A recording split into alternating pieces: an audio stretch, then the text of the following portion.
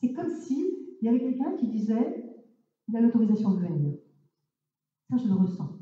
C'est-à-dire que ce n'est pas mon bon vouloir. Il y a des choses que je dois prendre, il y a des choses que je dois accepter. Et pour accepter, il faut être ouvert tout le temps. Donc, la vie de médium, c'est effectivement d'être constamment ouverte à ce qui va se passer chez les vivants et chez les défunts. C'est pas toujours facile, mais c'est fascinant. Parce que, au-delà de donner des messages, effectivement, on pourrait dire que notre vie devient comme un manifeste de développement personnel. C'est-à-dire qu'on apprend que faire le bien, c'est quand même mieux que faire le mal. On le savait avant, mais là, on a les preuves. Parce que on est quand même souvent rejoint par des épreuves. Ne croyez pas que je passe à travers les épreuves. C'est pas toujours facile, mais c'est absolument passionnant. On est donc en totale gratuité pour recevoir et pour accueillir ces gens qui viennent ou qui ne viennent pas. Pourquoi ne viennent-ils pas? Tout simplement parce qu'on n'est pas toujours compatible, on n'est pas toujours sur la même fréquence. Il y a des fréquences qui ne sont pas compatibles. Il y a des défunts qui cherchent à parler et qui ne peuvent pas, parce qu'ils me disent on ne peut pas trouver la fréquence compatible. C'est comme ça. Et puis d'autres qui vont venir vous parler, qui vont mettre tout en œuvre pour que vous puissiez transmettre un message à leurs aimés, aux vivants qui sont là et qui les pleurent. Il y a vraiment de tout. C'est comme ici. Il n'y a pas de loi qui détermine l'au-delà. Il n'y a pas de loi. C'est absolument comme ici. Il y a l'ombre, il y a la lumière, et il y a nous qui devons discerner entre l'ombre et la lumière. Même si nous sommes protégés, nous sommes toujours soumis à l'ombre et la lumière. C'est à nous de discerner, c'est à nous de voir ce qui est bon pour nous ou pas bon pour nous. La protection n'a rien à voir. On me demande souvent, mais comment fait-on pour se protéger quand on est médium? Il n'y a pas de protection à part celle de l'esprit. On peut effectivement faire des rituels, des visualisations, mais vous savez, ça c'est très fragile. Il faut juste être fort. Être fort, ça s'apprend. Tout à l'heure, on parlait, je crois que c'est Pascal, on parlait de comment fait-on pour ne pas se laisser infiltrer par ces esprits qui ne peuvent pas partir et qui cherchent de l'énergie pour rester ici et qui viennent pomper la nôtre. Il y a des esprits qui passent leur temps à chercher des gens dont ils vont manger l'énergie pour pouvoir rester ici, parce qu'ils ne veulent pas passer de l'autre côté, pour des raisons qui les regardent d'ailleurs. Souvent, c'est parce qu'ils ne veulent pas quitter leur famille, ou parce qu'ils sont très proches de la matière, ou bien parce qu'ils ont peur de passer de l'autre côté, ou parce qu'ils ne savent pas qu'ils sont décédés. Alors ils viennent chercher l'énergie chez nous, les vivants. Ils viennent, et on le sent, parce qu'on perd de l'énergie, on est fatigué, on est déprimé. Et souvent, il y a ce qu'on appelle les infiltrations. Des gens qui sont collés à nous, qui vivent collés à nous en disant « pourvu qu'elle ne parte pas », qui s'inspirent de tout ce que nous faisons pour pouvoir survivre. Alors comment fait-on pour se protéger de ces gens-là? C'est tout simple, il n'y a pas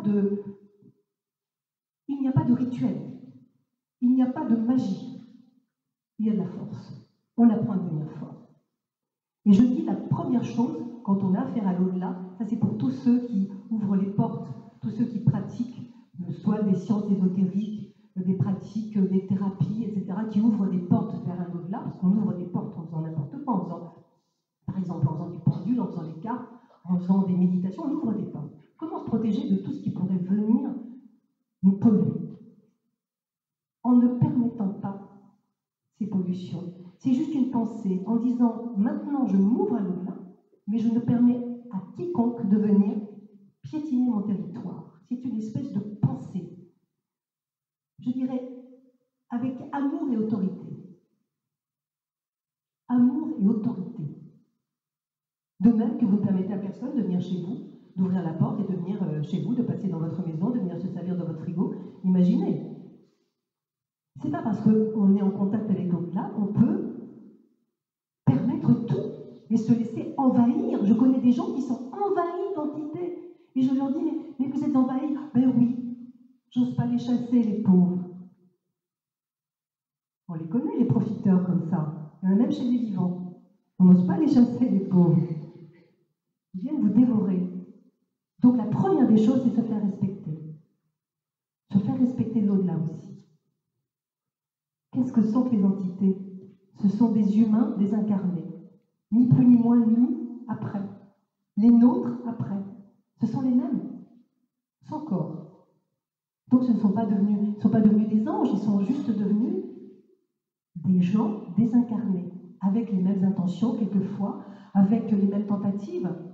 Tout dépend au niveau où elles se trouvent. Il y a plusieurs niveaux. Il y a ceux qui sont dans le bas, ce qu'on appelle le bas astral, ceux qui n'évoluent pas. Voilà, ceux qui n'ont pas envie d'évoluer. C'est pas parce qu'ils ne veulent pas, c'est pas parce qu'ils ne peuvent pas, ils ne veulent pas.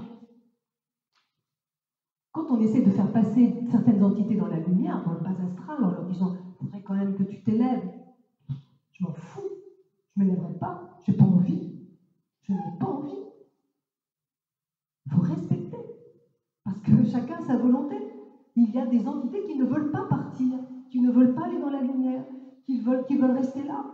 On ne peut pas les chasser à coups de pied aux fesses, c'est impossible. On doit respecter la volonté de chacun, mais on doit s'en protéger. On a une impression comme ça, il y a toute une mode de passeur d'âme. Il y a beaucoup de gens qui disent « je suis passeur d'âme, je suis passeur d'âme, je suis passeur d'âme, je fais passer les âmes ». C'est bien. Quand les âmes vous demandent de l'aide, c'est bien. Quand les âmes ne vous demandent rien, on ne peut rien faire. Comme quand on arrive dans une maison, déjà habitée par des entités qui vous regardent arriver et qui se disent « eh ben, pas gênée celle-là, s'installe chez nous. Ah bah elle fait la peinture, ah bah maintenant elle touche les murs, ah bah maintenant elle nous écroule les murs. » Ça va pas du tout. Ça va pas du tout. Et là commencent des guéguerres insupportables. La première chose à faire quand on va dans une maison, c'est un lieu entre quatre murs est un lieu qui a vécu. Donc il y a un lieu qui a enregistré des conversations, enregistré des événements, et puis a été le refuge de gens qui, souvent après la mort, continuent à venir s'y réfugier parce que c'est le seul endroit qu'ils savent sûr. Eh bien ces gens-là, on ne peut pas les chasser comme ça quand on rentre dans une maison. Il faut essayer de comprendre si l'entité a besoin d'aide, si elle veut tout simplement continuer d'habiter là, si tout simplement elle ne veut pas que vous soyez là, ou si, quelquefois aussi, il n'y a personne, mais la maison est peuplée de souvenirs, de mémoires. Et là, on n'arrive pas à faire la distinction.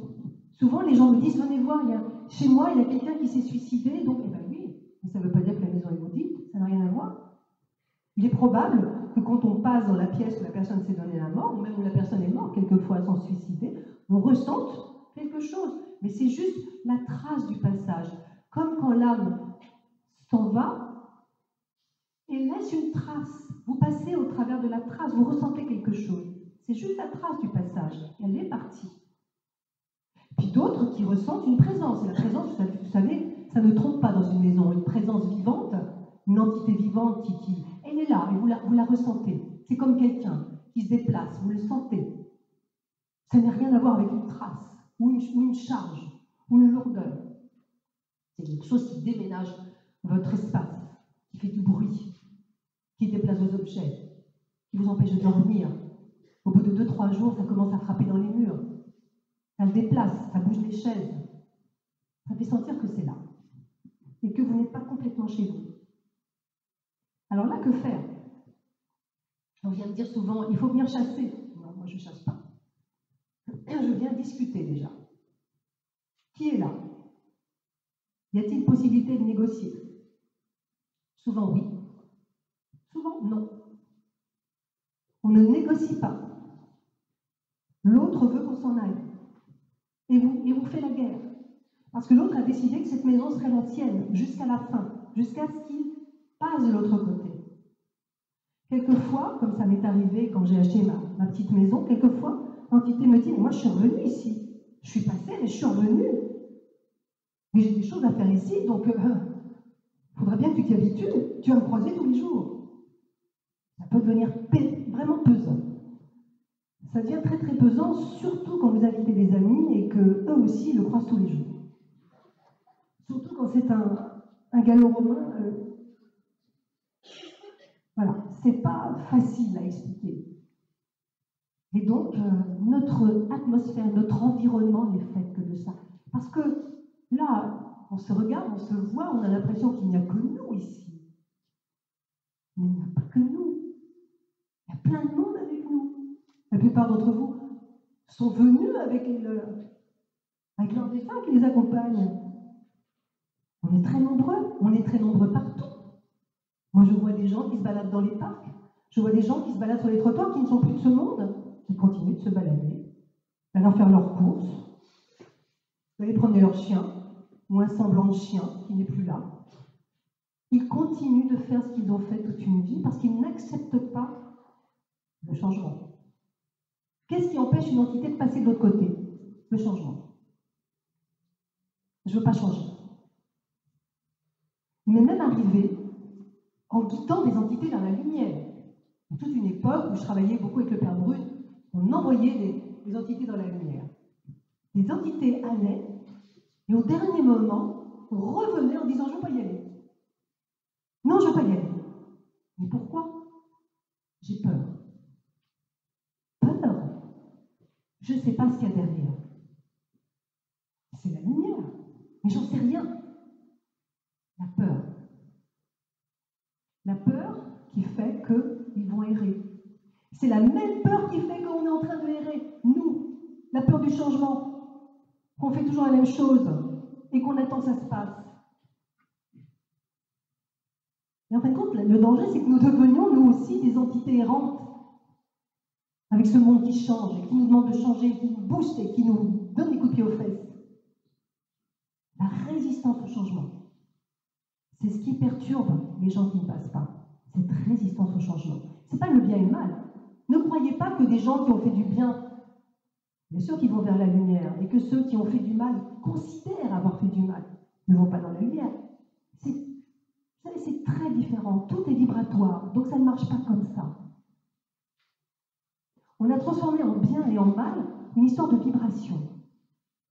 Personne ne vous juge, c'est vous qui vous jugez. Il y a des gens qui décident de ne pas partir parce qu'ils considèrent qu'ils ne sont pas top pour partir, ils ne sont pas à l'aise, il y a quelque chose qui n'a pas été fait, donc ils restent encore là, il faut qu'ils y pensent, il faut qu'ils réfléchissent. D'autres qui ne veulent pas partir parce qu'ils se disent, j'ai eu ça comme réflexion, je dis pourquoi vous ne partez pas? Ben parce que je n'ai pas fini mes placements bancaires, je n'ai pas encore tout placé, donc je ne peux pas partir comme ça, c'est pas sûr pour mon argent, parce qu'on reste pour des choses qui nous semblent importantes. Mais ce n'est pas toujours des choses de l'amour. C'est quelquefois des choses très matérielles qui nous bloquent, même après. On se regarde avant de partir et on juge si oui ou non nous sommes aptes à aller vers la lumière. Nous sommes tous aptes à aller vers la lumière. Nous sommes tous aptes à passer dans ce tunnel et à guérir, parce que en fait, nous sommes tous des malades d'angoisse, des malades d'incertitude qui avons besoin de guérir quelque part. Et cette histoire de médiumnité et de communication avec l'au-delà, ça m'a toujours appris que seul le jugement que vous portez, votre regard sur vous-même, est le plus valable. Ne pas se mentir. Ne pas se mentir. Se regarder en face. Le mensonge. Le mensonge envers soi-même, pas envers les autres. Penser quelque chose, avoir quelque chose au fond de soi et dire le contraire. Avoir des sensations négatives et dire « je ne suis que lumière ». J'aime tout le monde. Et dès qu'on rentre chez soi, on fait « ah, celle-là, je ne peux pas la voir. Ah, j'aime pas. » Ça commence par faire la paix avec soi-même, avec ses envies, avec ses jalousies, avec ses préjugés, avec ses mécontentements. Ça commence par là. Et faire venir cette vérité à la surface, parce que c'est ça en fait. On vient à parler justement de ces NDE, dont on parle beaucoup et qui me font beaucoup réfléchir. Je parle toujours de ma copine Mireille Darc qui a fait une NDE, Mireille Darc considérée comme quelqu'un de très lumineux, qui fait tout ce qu'elle peut pour faire le bien, qui est généreuse, qui est gentille, quelqu'un qui a beaucoup de cœur et que j'aime beaucoup. Quand elle s'est fait opérer du cœur il y a 3 ans, eh bien, elle a fait une NDE négative. Elle a traversé l'enfer. Ça a été épouvantable, elle a mis des mois à s'en remettre. Oui, elle a traversé le tunnel, oui, elle a vu une espèce de lumière, et puis très vite, de l'autre côté, c'est devenu démoniaque. Elle a eu des espèces de diablotins qui l'ont insultée, qui l'ont torturée, et puis elle est arrivée vers une figure connue qu'elle a beaucoup aimée. Et cette figure connue lui a dit « Repars vite d'où tu viens, repars vite d'où tu viens ». Quand elle s'est réveillée, elle a dit « Mais quoi, je suis damnée? Je suis quoi? Qu'est-ce qui s'est passé? Pourquoi j'ai vécu ça? Je suis morte, je vais aller en enfer, mais alors donc je vais aller en enfer. » Ben non. Parce que la NDE n'est pas la mort. Parce que la NDE est un moment clinique où nous passons de l'autre côté, nous allons visiter un autre côté tout en étant vivants encore. On n'entend plus le pouls, il n'y a plus de fonction cérébrale, il y a une vie qui est dedans. Nous ne sommes pas morts. La conscience part, et elle part avec ce qui se passe dans notre inconscient à ce moment-là. Tout ce qu'on n'a pas purgé. En l'occurrence, pour elle, c'était ça. C'était tout son aspect noir qui ressortait, toute cette noirceur qu'elle voulait cacher, qu'elle n'a jamais regardé en face. Et puis pour d'autres, moi j'ai connu, notamment quelqu'un qui s'appelait Ned Dagerty, qui était un tenancier de boîte de nuit à New York, qui a écrit un livre et qui avait vécu une NDE positive, alors que lui était un bandit qui avait du sang sur les mains. Ah, lui, il est passé, il a vu les cités de lumière, il a reconnu quelqu'un comme étant la Vierge Marie, qui lui a parlé, qui lui a dit, on était bien avant 2001, que les 2 tours allaient s'écrouler, etc., etc. Pourtant, ce type, croyez-moi, il n'était pas génial au niveau de la mentalité et du cœur. Pourtant, il a vécu une chose merveilleuse. Alors, est-ce que la NDE positive et négative, c'est vraiment le signe du paradis et de l'enfer? Je ne crois pas. C'est le signe de ce que nous sommes au moment où nous partons de l'autre côté, au moment où nous allons vivre cette aventure de l'inconscience. Comme si la conscience sortait de vous à ce moment-là, mais restait. Elle sort, une grosse bulle de conscience qui part, et puis qui revient. C'est comme une espèce de grosse bulle. Mais ce n'est pas la mort. Parce que de la mort, on ne revient pas. Mais nous sommes bien plus que la mort. Parce que nous mettons toujours le mot fin au mot mort. Mais non, nous sommes bien plus. Nous sommes un monde qui n'en finit pas de mourir et de revivre à l'intérieur. Nous pouvons être en contact avec des tonnes de choses. Nous vivons des choses incroyables, des contacts ahurissants, des prémonitions, des signes. Alors pourquoi mettre toujours ce terme-là, mort, par rapport à ceux qui partent? Oui, il y a un truc qu'on n'a pas trouvé, c'est le moyen de colmater la blessure quand les autres partent. Ça, on n'a pas trouvé. Depuis le début de l'humanité, on est tous amputés de quelqu'un, et on n'a pas compris qu'en fait, nos compagnons de vie, ceux qui partent avant nous, pour lesquels on souffre horriblement, ils avaient passé une espèce de pacte avec nous sur l'histoire qu'on allait vivre. Tout ça s'est fait ensemble. On l'a vu ensemble en notre temps. Tout ça, ça sert à quelque chose. Parce que la question qu'il faut se poser, c'est pas pourquoi ça m'arrive, ça, pourquoi tout ça sur moi, c'est à quoi ça sert? À quoi ça sert? Je vis un truc négatif, ça sert à quoi? Je souffre là, ça sert à quoi? Est-ce que ça sert à quelque chose pour moi et pour les autres? C'est la première question à se poser. Les autres partent, oui. Parce qu'en fait, toutes ces histoires de vie et de mort depuis le début de l'humanité, je ne compterai même pas, je n'essaierai même pas d'évaluer à combien de milliards nous en sommes d'humains qui sont morts depuis le début de l'humanité. Donc c'est une vieille histoire. Et à chaque fois qu'un humain arrive sur Terre, c'est la grande stupéfaction. Il dit « Mon Dieu, il y a la mort. C'est pas possible. » Comme si ça faisait pas partie de l'histoire. Et on sait pertinemment que ça fait partie de l'histoire. Mais c'est plus fort que nous, comme on le cache depuis le début. Et bien on se raconte des histoires, on se ment. On dit on ne va pas mourir. Ceux qu'on aime ne mourront pas non plus. On oublie. On ne l'incorpore pas. C'est dommage. Parce que penser que tout peut s'arrêter d'un instant à l'autre, mais pas de manière morbide, de manière lucide et constructive, c'est une façon de vivre beaucoup mieux. C'est une façon de vivre beaucoup plus pleinement. C'est une façon de lâcher prise. Si je considère que c'est juste l'ici et maintenant qui compte, ce que je vis avec vous, cet après-midi, je suis là, je suis avec vous, je suis vraiment avec vous. Cet instant-là va partir, va s'effacer après. Mais là, je le vis pleinement avec vous. Seul ce moment compte. Mais je ne sais pas si tout à l'heure je ne vais pas mourir, je ne sais pas ce qui va se passer, mais je suis là. Et bien vivre comme ça, je vous assure que c'est fabuleux. Parce que c'est dire aux gens qu'on les aime, c'est les regarder.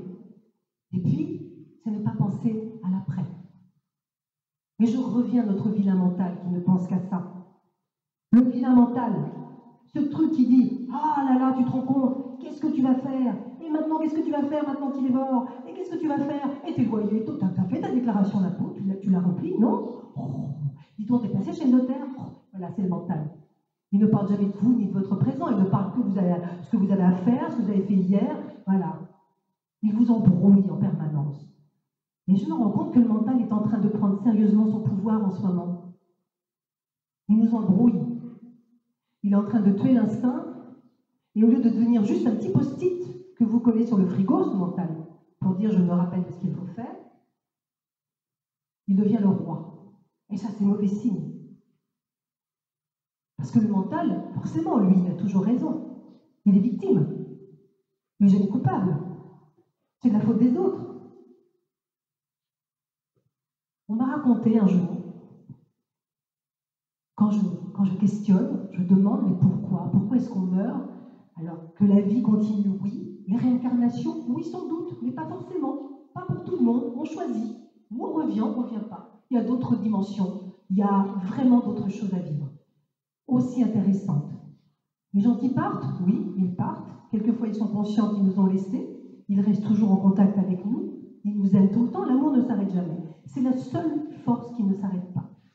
L'amour ne s'arrête jamais. La haine s'arrête. L'amour, non. Quand j'ai travaillé avec Massimo Teodorani, ce physicien quantique italien, et que je lui ai demandé est-ce possible de parler à des gens qui sont morts il y a 2 siècles, quand on est médium? Il m'a dit cette chose, il m'a dit prenons les 2 particules, qui fusionnent. Je résume de façon un petit peu triviale. 2 particules qui fusionnent, qui s'aiment. En physique quantique, si on les sépare par des années-lumière, elles vont continuer de s'aimer et de communiquer. Eh bien, il me dit, moi je pense que c'est pareil pour les âmes. Nous sommes 2 particules, nous nous aimons, nous sommes séparés, mais nous continuons de nous aimer et de communiquer. Et de communiquer. Il faut bien savoir que tous les gens que vous avez perdus communiquent avec vous. Pas par des paroles. On me dit souvent, ah oui, j'ai pas de message. Le message, c'est rien. C'est par le cœur. C'est ressentir. C'est aimer. C'est ressentir cet amour qui vient par moments. On a des bouffées d'amour qui arrivent. On dit, ça vient d'où? On se sent dans un état de sérénité quand on est disposé à l'être, quand on accepte de l'être. Parce qu'il y a une autre chose, c'est que pour ressentir les signes, pour être serein, il faut accepter. Pour accepter, il faut déjà être passé par sa tristesse. Il faut avoir pleuré. Il faut déjà commencer à avoir élaboré une espèce de deuil, on va dire. Mais quand on est prêt à dire « Ok, j'accepte l'ordre des choses, j'accepte cette vie qui m'a enlevé un tel ou un tel », et bien je suis sûre que là on commence à avoir une communication formidable. Et on ressent des espèces de forces qui arrivent et qui vous font avancer. Vous ne vous posez même plus de questions, vous avancez. Vous prenez des décisions, vous prenez du courage, vous dites de toute façon je ne suis pas seul, je suis aidé, on est tout le temps aidé. De l'autre côté, quand ils passent, ils restent toujours avec nous. Et puis ils commencent leur évolution, ils commencent à aller dans leur autre vie. Qu'est-ce que c'est leur autre vie? Je n'y suis pas allée, je ne peux pas vous le dire, je sais juste ce qu'ils me disent. Certains recréent, alors c'est très curieux parce que c'est l'esprit qui crée. Certains recréent leur village, retrouvent leur famille, ceux qui sont déjà partis, et puis continuent à rester en contact avec nous. Et on reste toujours en contact. Et puis d'autres commencent de nouvelles expériences, mais restent toujours en contact avec nous. Mais s'éloignent un peu, on les sent moins parce qu'ils évoluent. Mais bizarrement, quand on les sent moins, c'est que nous aussi nous évoluons vers autre chose. En aucun cas, je n'ai jamais entendu dire qu'un défunt avait oublié ceux qu'il aimait. Jamais. On m'a déjà posé la question sur la réincarnation. On m'a dit, mais est-ce que quelqu'un qui se réincarne sur Terre peut toujours communiquer avec celui qu'il a laissé il y a quelques mois sur Terre? Et je dis, il ne se réincarne pas s'il vient de laisser quelqu'un. On ne se réincarne pas tant que quelqu'un pense à vous. On ne revient pas dans le corps d'un autre tant que quelqu'un pense à vous ici. Tant qu'il y a une pensée d'amour qui va vers vous, vous ne vous réincarnez pas. Vous restez à disposition de cette pensée. Il faut bien savoir ça. Il n'y a pas d'indifférence de l'autre côté. Il n'y a que de l'attention. On est quelquefois même aimé de défunts qu'on n'a presque pas connus. Des arrière-grands-parents, des gens que on dit tiens, j'ai pas connus et qui vous aiment. Et qui disent ben oui, moi je t'aime, moi. Même des arrière-grands-parents un peu gênants, comme le mien. Une histoire qui m'est arrivée il y a quelques jours. Je vais vous prouver que c'est quand même curieux. Je suis allée voir mon père. Mon père est décédé il y a 1 an. Et peut-être quelques mois avant sa mort, je suis allée le voir. Et il me dit, tu sais quoi? Il paraîtrait, d'après un notaire, qu'on aurait un bagnard dans la famille. Tu sais, ça veut dire quoi? Il me dit, quelqu'un est mort au bagne dans notre famille.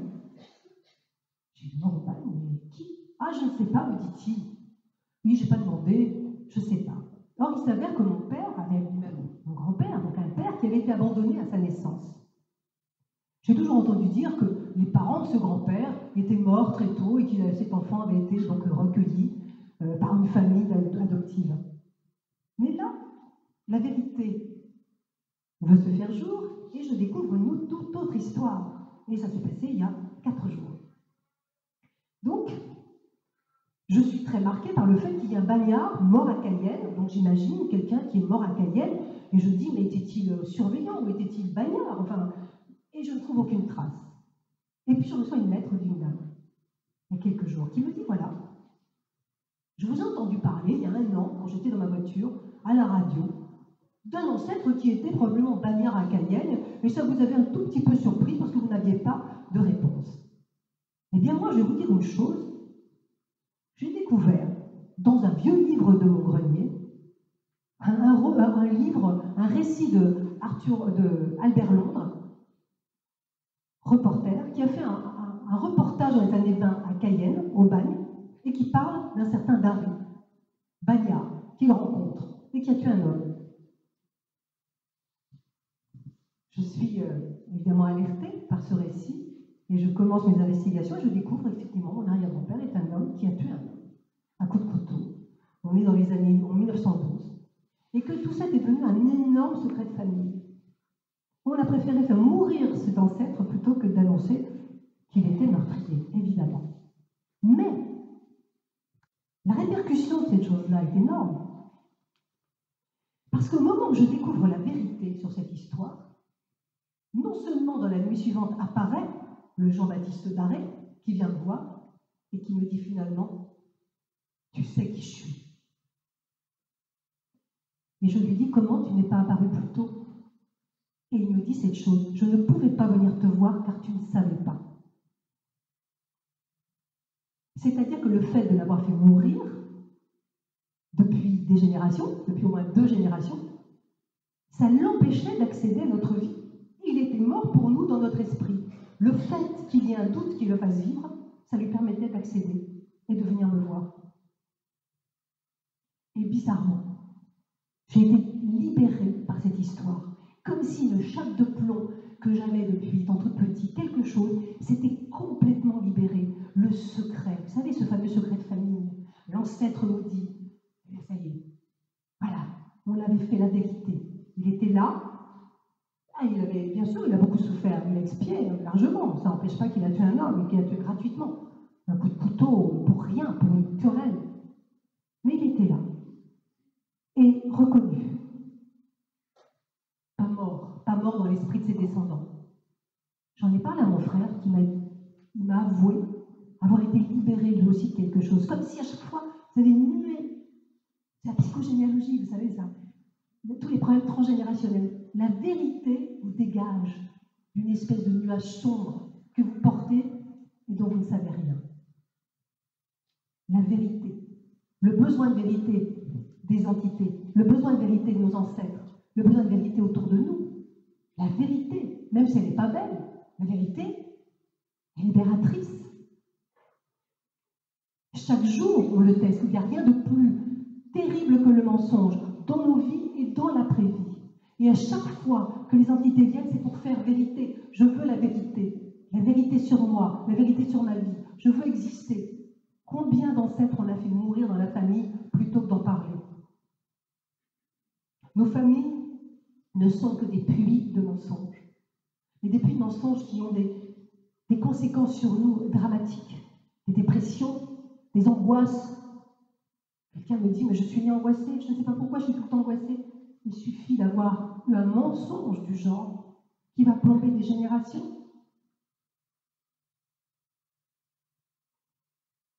Tout ça, ça fait réfléchir, bien sûr, sur le sens de la vérité, ici et maintenant, et après. Raconter la vérité, c'est une chose qui nous fait gagner un temps infini et qui sauve des générations. Quelle qu'elle soit, même si elle est difficile, il vaut mieux l'embrasser que de la tuer. En fait, on se rend compte que pendant des siècles, on a eu sur la médiumnité des médiums qui disaient, qui parlaient, qui nous donnaient des contacts très simples, un tel vous aime, votre mère vous aime, etc. Elle va bien. Mais en fait, ça va bien au-delà. Le contact avec l'après-vie, c'est une manière de libérer non seulement ceux qui sont partis, mais libérer aussi ceux qui restent. Libérer de joues incroyables qu'on porte depuis quelquefois des siècles dans la famille. Et quand on se libère, on libère l'environnement. Parce que quand on porte notre chape de plomb, on plombe tout l'environnement. Nous sommes une espèce de vibration, de force énergétique. Quand on est plombé, on plombe tout le monde. Quand on est libéré, on libère tout le monde. On peut toujours changer, on peut toujours se convertir. L'histoire de vérité, je le raconte avec l'histoire de Napoléon, avec l'histoire que je viens de vous raconter de mon ancêtre, qui maintenant, je pense, est en paix, puisqu'on a longuement discuté, et je pense qu'il est parti dans la lumière. Mais ça peut être à tout niveau, le besoin de dire « je suis ». Il n'y a rien de pire que d'être oublié. Il n'y a rien de pire que de ne pas exister. Que de ne pas exister. Quand je dis exister, ce n'est pas forcément d'avoir sa photo sur la commode ou le buffet. C'est exister dans l'esprit, c'est d'être aimé. Être aimé. C'est très important. Je regarde François, est-ce que je suis dans les temps parce que je ne voudrais pas dépasser. Une heure et encore une heure, si tu veux. Je pense qu'on passera aux questions, je pense que avant. On va continuer parce que je voudrais vous parler aussi si vous en êtes d'accord, d'expériences que j'ai vécues et qui m'ont fait penser aussi à l'extraordinaire pouvoir qu'a l'au-delà sur nous dans notre vie quotidienne. Je voudrais vous parler notamment de revenir sur des histoires comme celle de l'espion russe. Je ne sais pas si... il s'appelle Litvinenko. Je ne sais pas si vous vous souvenez de cette histoire, j'en ai parlé tout à l'heure à midi, de cette histoire de cet espion russe qui a été empoisonné au polonium il y a une dizaine d'années ou 6-7 ans, je ne sais plus exactement quand. Il me semble qu'il y a à peu près une dizaine d'années maintenant. Et qui était venu me voir, parce qu'effectivement, quand on est médium, on a pas mal de visites. Et qui était venu me voir à plusieurs reprises pour discuter. Mais comme je suis extrêmement sceptique de certaines visites et que je me dis, un espion russe qui vient te voir, je ne vois pas très bien pourquoi, toi, au fin fond du Berry, tu serais visité par un espion russe qui a été tué au polonium à Londres. Enfin, je veux dire, il n'y a quand même pas tellement de cohérence là-dedans. Donc, je me méfie, je me dis, peut-être que l'actualité est en train de te monter à la tête. Et tu te racontes des histoires. Et toutes les nuits, j'entendais dans mon oreille, c'est Sacha. C'est Sacha. C'est pas possible. Donc, je repoussais. Je dis, je ne veux pas, c'est mon esprit. C'est mon esprit qui est en train de mouliner. Et je le renvoyais. Et puis un matin, je reçois un coup de fil d'une médium qui habite le sud de la France, que je ne connaissais pas, mais qui avait entendu parler de moi, par des amis communs, et qui me dit, oui, vous ne me connaissez pas, mais je voulais vous dire juste qu'il y a un espion russe qui vient me voir, et qui dit que vous ne voulez pas lui parler. Et alors moi je réponds, mais pourquoi vous ne lui parlez pas vous-même? Et elle me dit, mais non, moi je peux pas, vu qu'il n'a pas la même fréquence que moi, j'arrive pas à lui parler, j'arrive pas à comprendre ce qu'il me dit. C'est à vous, c'est vous qui devez le prendre. Donc, je lui dis, bon, écoutez, nous allons l'accueillir avec beaucoup de bonheur, cet homme. Et il vient me voir, et la première chose qu'il me dit, je suis vivant, c'est incroyable. Oui. Me dire ça, moi, ça un peu... Oui, pourquoi pas. Il me dit, voilà, maintenant il faut que vous disiez à ma femme qu'elle est en danger. Il faut qu'elle quitte Londres très très vite. Elle est en danger parce que celui qui la protège est dangereux pour elle. Il faut qu'elle le sache, elle n'est pas dans les bonnes mains. Elle est dans les mains ennemies, donc il faut... Je sais ça, oui, très bien. La petite marmotte... Je ne peux pas aller à Londres dire à la femme d'un espion russe qu'elle est en danger. Non mais franchement, je suis au fin fond de mon Berry, moi, tranquille. Elle dit, je ne peux pas. Donc, encore une fois, je l'envoie, je lui dis, excusez-moi, c'est absolument impossible. Et là, la médium me rappelle. Le lendemain, elle me dit, maintenant, il paraît que vous l'avez encore envoyé au plot et il revient en me disant qu'il faut que vous l'écoutiez. Ça, c'est véridique, c'est complètement fou. Et je dis, bon, bah, d'accord, mais je ne peux pas faire ce qu'il me demande. Je ne peux pas le faire. Il revient et il me dit, il faut absolument parler à ma femme. Et je dis, je suis la seule médium, il n'y en a pas en Angleterre, là-bas dans le coin, qui pourrait vous dire. Surtout que vous parlez anglais. Il faut que vous le fassiez. Je dis d'accord, écoutez, je vais le faire, mais à une condition, c'est que vous m'ameniez votre femme. Vous me la faites venir, d'accord? Vous me faites venir votre femme et puis moi je lui dis tout. Et voilà, on se lave les mains, on sort, et 2 jours après, je reçois un coup de fil d'une attachée de presse de la maison d'édition Robert Laffont, qui me dit cette chose, qui me dit, écoute Patricia, ça fait longtemps, parce que je faisais une chronique livre à l'époque. Elle me dit, ça fait longtemps que je ne t'ai pas eu au téléphone, mais voilà, on a une opportunité. On a, tu sais, la femme de l'espion russe qui est mort, qui passe là, parce qu'elle présente un bouquin sur la mort de son mari. Ça t'intéresserait de l'interviewer? C'était absolument 48 heures après. Évidemment, je venais l'interviewer. J'étais très contente, elle beaucoup moins. Et parce qu'elle était très très choquée de ce que je lui ai dit. Effectivement, c'était un peu étrange.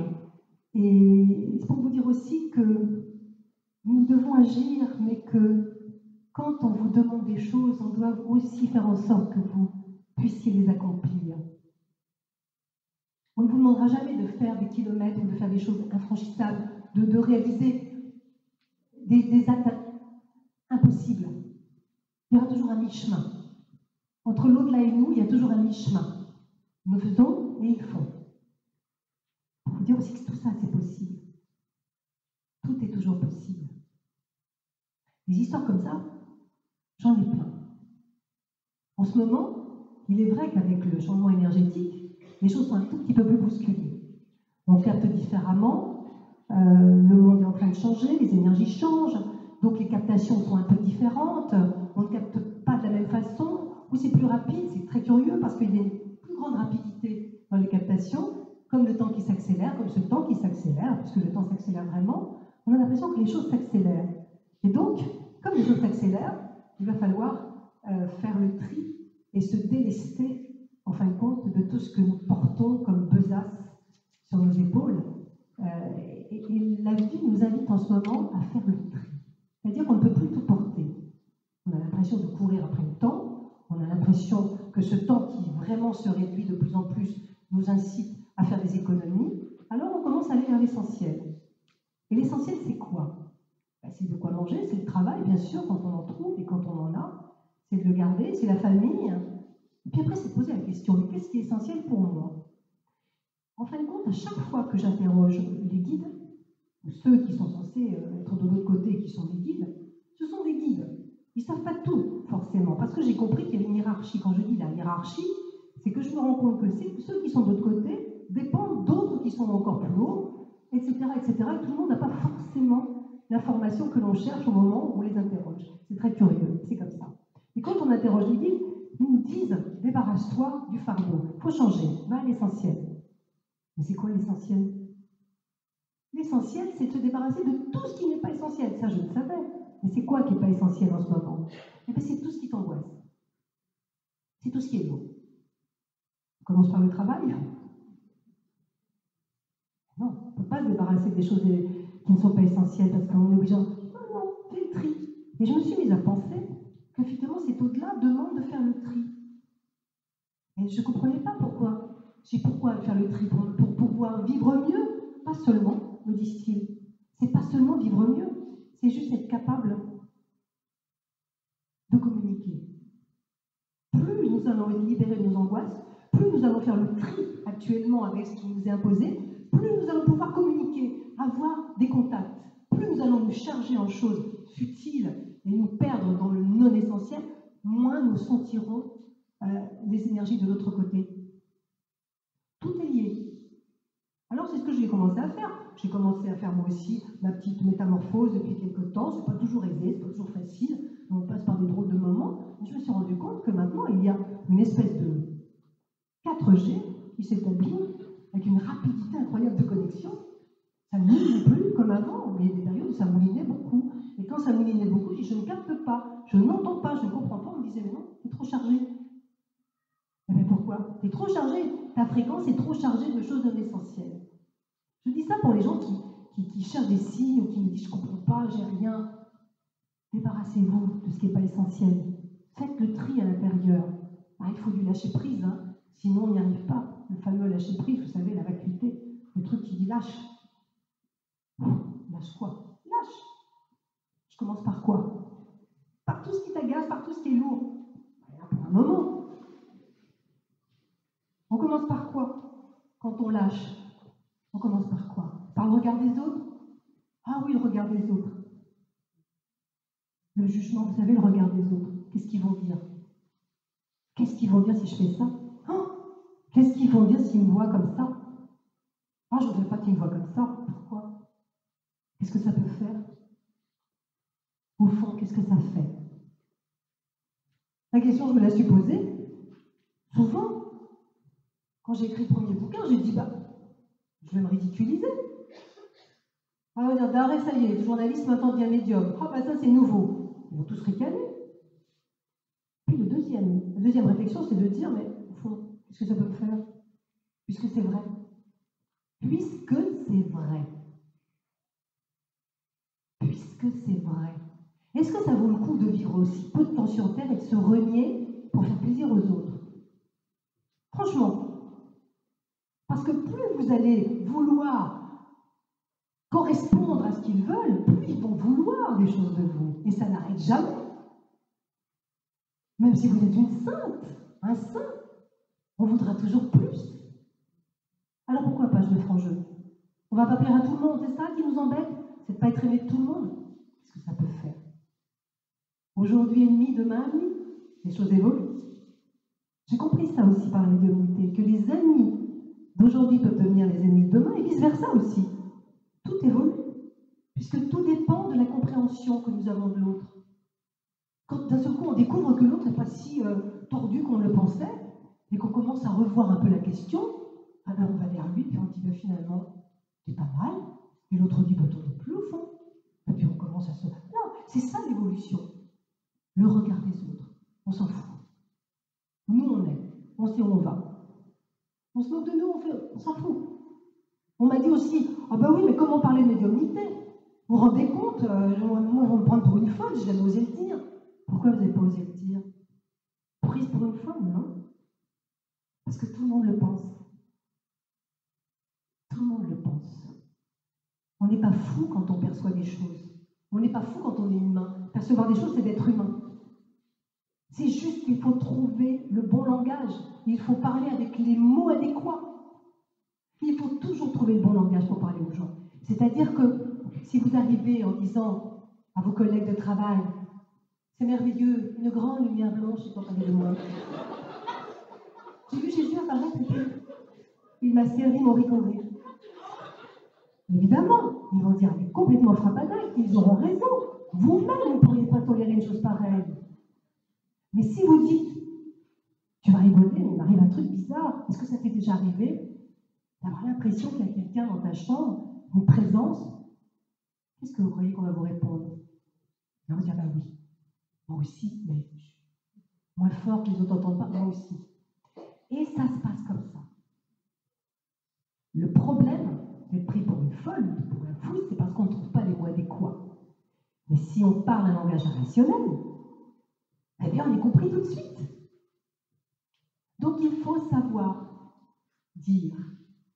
Mais tout peut être dit. Et surtout aujourd'hui, que croyez-vous, les journalistes qui m'interviewent à la télé, qui sont ricanants, et qui vont, qu'est-ce qu'ils nous disent après? Le contraire. Le contraire, exactement le contraire de ce qu'ils ont dit sur le plateau, en disant, tu sais, c'est mon job, hein, mais au fond, qu'est-ce que tu vois sur moi? Tu vois mon père, là? Tu sens qu'il est avec moi? Je vous assure, c'est comme ça que ça se passe. Ne croyez pas que les journalistes moquent. Les journalistes ont peur d'être virés, ont peur d'être pris pour des fous, mais derrière, ils viennent me voir, les tous, en parlant de Cherutier, comme d'ailleurs. C'est comme ça que ça marche. Mais vous voudriez qu'on se renie pour ces gens-là, qui n'ont même pas le courage de dire? Mais non, ayons le courage de dire, mais faisons-le intelligemment, soyons intégrés et non pas repoussés par les gens. Parce que tout le problème, c'est l'intégration, en fait. Capter des mondes parallèles, c'est possible. Le dire, c'est possible. Mais si on le dit d'une façon où les gens nous rejettent, ce n'est plus valable. Ce qu'on veut de l'autre côté, c'est l'intégration. C'est que ça court, ça suive dans la société un courant, et ça commence à s'ouvrir très très fort. Même avant de perdre quelqu'un dans la famille, parce que souvent on vient à tout ça parce qu'on a perdu quelqu'un et qu'on ne peut plus supporter sa souffrance. Même avant maintenant de perdre des gens, on commence à s'ouvrir en disant, et s'il y avait quelque chose, et s'il y avait cette chose-là, et si elle n'avait pas tort, et si c'était vrai ce qu'elle disait, et si je vivais encore après, et si je retrouvais mon père, ma mère. Ah ben oui, ça commence comme ça.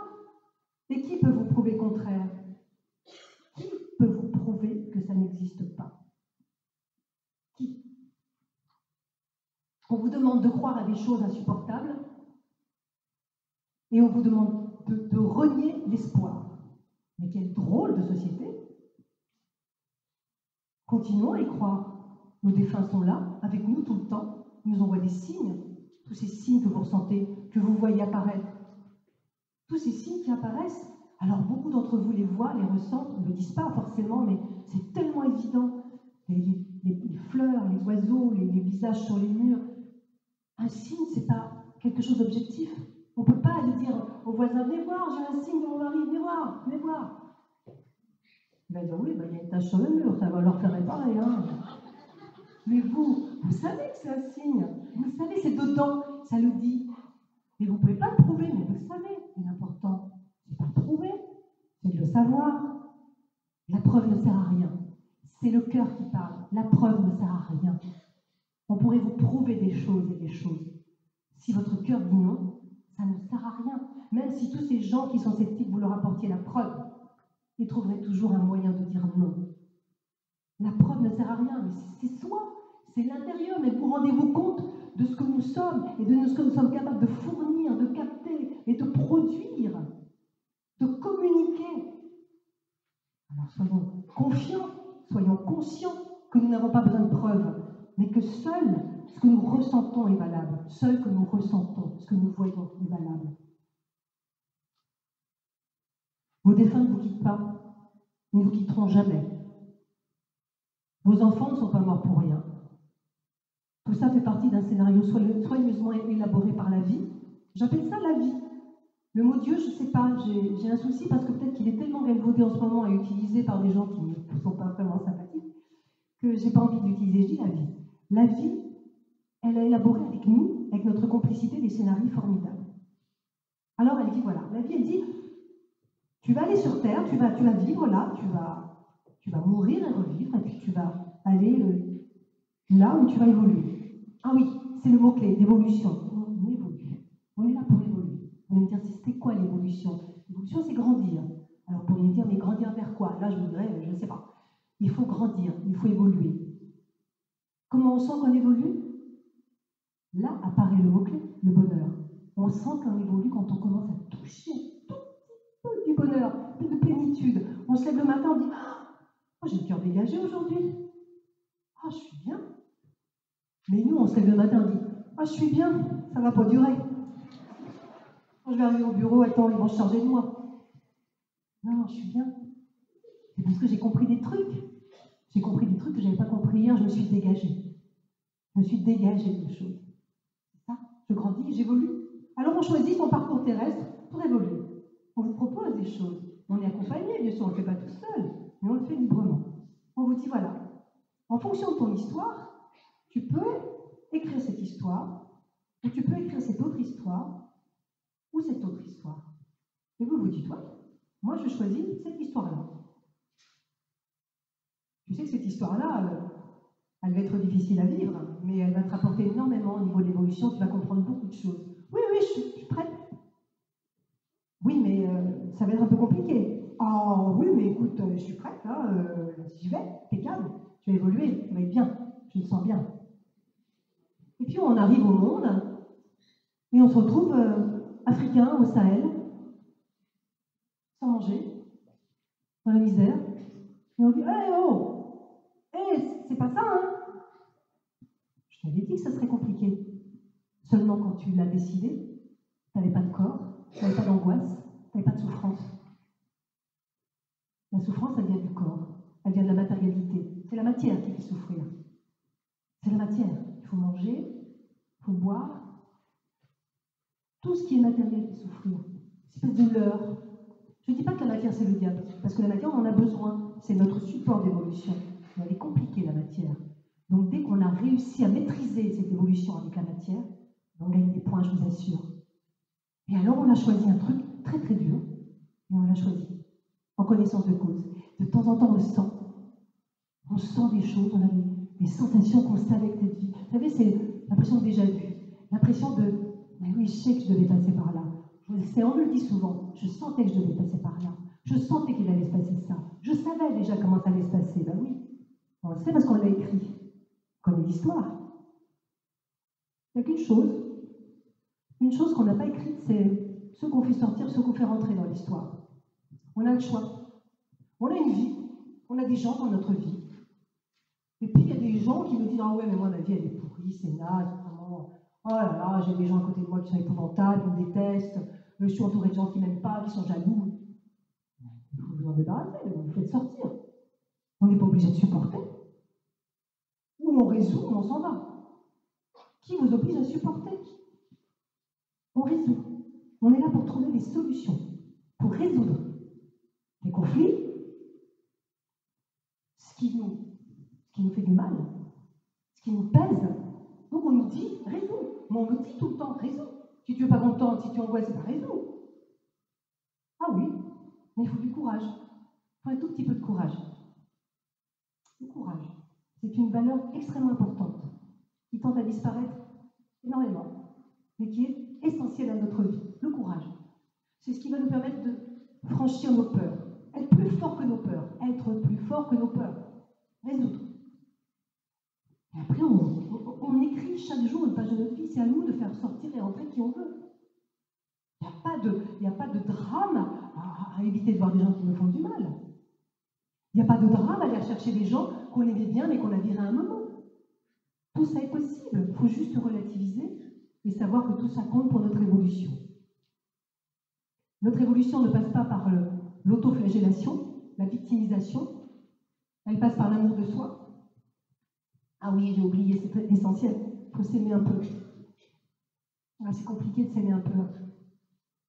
Ah, et puis il faut donner de la valeur. Ah, c'est compliqué, hein. Oui, parce qu'on compte sur les autres pour le faire, mais surtout les autres, ils ne font pas de mal. Donc, on a de la valeur, on s'aime. On vaut le coup quand même, on est là. On n'est pas arrivé là, après tout ça, on n'a pas fait tout ça pour ça. On va y arriver.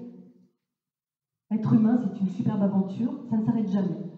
Être humain ici et maintenant, ça continuera après. On est toujours avec les autres. On choisit des histoires avec les autres. Tout ça est écrit ensemble. Qui va partir le premier, qui va partir en second, qui va partir le troisième. On se rejoint à la fin. On retrouve toujours ce qu'on a aimé. On ne se quitte jamais. On se sépare, mais on ne se quitte pas. Et un jour, on se retrouve quand on passe sur le même plan. Tous ceux qui sont partis, que vous avez pleuré, tous ceux desquels vous ne vous remettez pas de la mort, vous les retrouverez en tant que vous. Vous allez les revoir, les reconnaître et sentir cette jubilation. Tous les défunts qui parlent disent « Ah, j'ai retrouvé ma mère, j'ai retrouvé... » Il y en a même qui dit « J'ai retrouvé mon chien, j'ai retrouvé mon chat, je l'ai reconnu. » Ou alors, quelqu'un m'a dit « Tous mes animaux, quand j'étais petit, sont venus me sauter dans les bras. Tous mes chats. » C'est merveilleux, vous vous rendez compte? Je ne savais pas que les animaux, moi, pouvaient rejoindre nos défunts et continuer. Parce que c'est l'amour. Il n'y a pas d'espèce dans l'amour. Il n'y a pas de différence. Il n'y a qu'un truc, c'est l'amour. On ne nous classe pas par espèce de l'autre côté. C'est ici qu'on est classé par espèce, les minéraux, les végétaux. Tout ça, c'est de l'amour. On se reconnaît. Sous quelle forme, je ne sais pas. Je n'ai jamais été dématérialisée à ce point-là. Mais on se reconnaît. Et on sait qui nous sommes. Donc, je vais conclure là-dessus avant de passer aux questions. Je voulais juste vous dire aujourd'hui, par les temps qui courent, par les temps difficiles, de garder confiance, toujours en vous et en la vie, parce que c'est essentiel. Je ne fais pas une prédication religieuse. Je vous dis juste que ce que je vis, j'ai envie que vous le viviez aussi, parce que moi, je vis un truc normal dans ma campagne. Et tous les jours, j'ai beaucoup de joie à vivre ça, parce qu'on me dit des choses que j'ai envie de partager.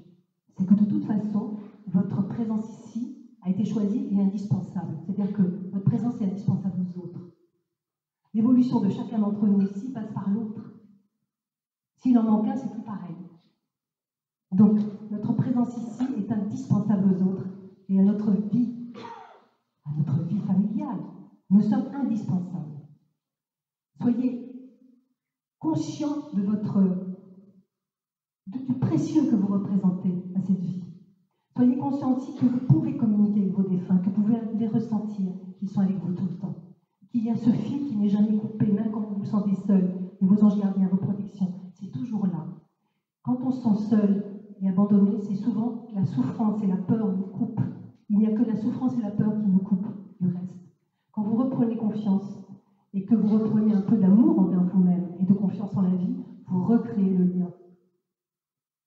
Soyez plus fort que vos peurs. La vie, ça vaut le coup. Il ne faut pas passer à côté. Voilà. C'est mon message d'aujourd'hui. Je suis partie un peu dans toutes les directions. Et je crois maintenant, si vous en êtes d'accord, François, qu'on peut peut-être passer aux questions, parce que ce que j'ai envie, c'est d'échanger avec vous et d'entendre vos questions et de savoir ce que vous avez envie de savoir. Si je peux évidemment répondre.